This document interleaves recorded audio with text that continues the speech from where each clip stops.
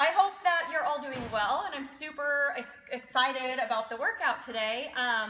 It is going to be a chipper, as a lot of Saturdays end up being. It's going to be a longer time domain WOD, so let's go ahead and talk about it.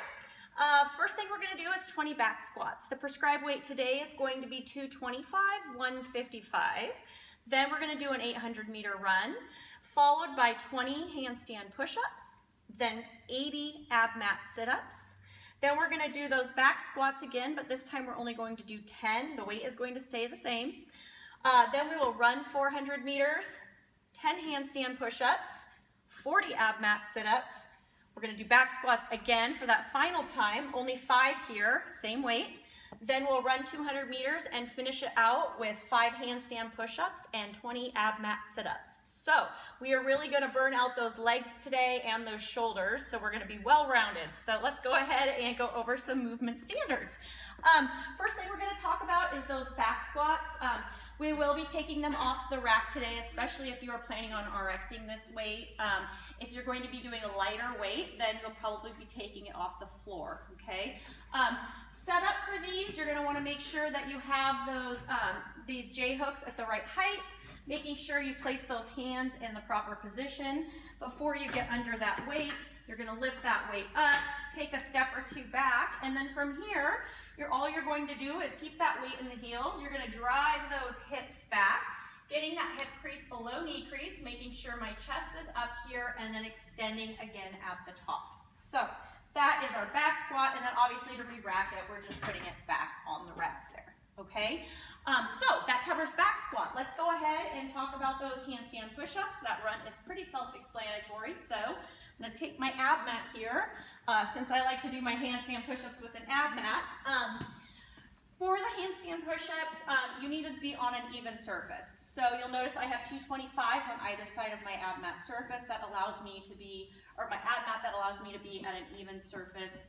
You are welcome to use a yoga mat underneath if you'd like to do that, or a pad, as long as hands and head are on the same plane, okay?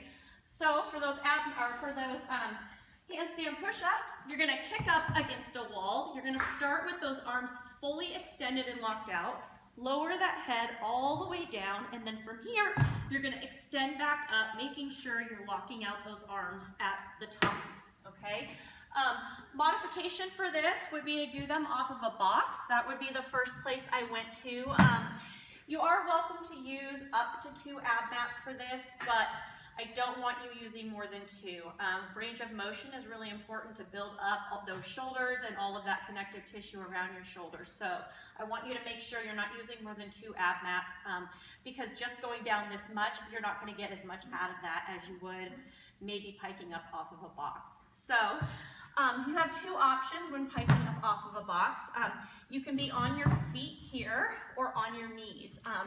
Either way, you're going to want to get those hands as close to the box as you can, and you're going to lower that head down and then back up. Same thing, if I was going to pike up from here, I would lower the head down, oh my goodness, and back up, okay? So those are your scaling options. If either of those prove a little too difficult, you can also do those pike push-ups from the floor. So from this position and back up, okay? So that covers your scaling options for your handstand push-ups. Abmat sit-ups. For these, you're going to want to make sure that that thicker part of the Abmat is right next to the tailbone. Making sure, like I said, it's right next to the tailbone. I'm starting with those shoulders on the ground. My feet are firmly planted on the ground. And then you're coming all the way to a fully seated position. This is really important. I notice a lot of times when we do these, I tend to see this. That doesn't count, okay? I want you to be sitting on your rear end when you're done. Another way to cycle through these quickly is to butterfly the feet. Same thing. Shoulders start on the ground. From here, I'm gonna push off my feet back into the next one, and that will allow me to cycle through them quicker, okay? Modifications for these would be strictly just to cut the number down on them. That would be my first recommendation and probably my only one. So that pretty much covers all of the movements we're doing here beside the run. This one, like I said, is going to be a longer time domain WOD. I personally am looking forward to doing it. I'm not so sure I'll say that in the middle of it on Saturday, but I am excited to see how it goes. So I hope you all have a good weekend, and we'll see you next week.